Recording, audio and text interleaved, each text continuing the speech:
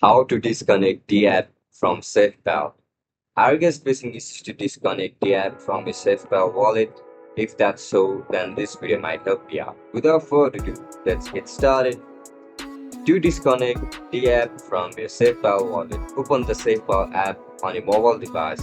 Now, tap on the app browser next to the wallet icon or connected apps section, usually found in settings or profile menu inside the browser.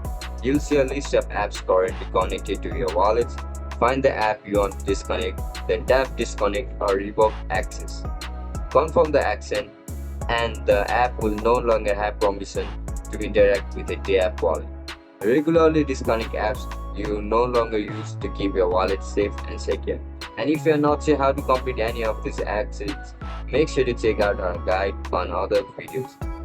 And that's it, guys. That's how you're gonna disconnect the app from SafePal. I'll catch you in the next one. Bye bye.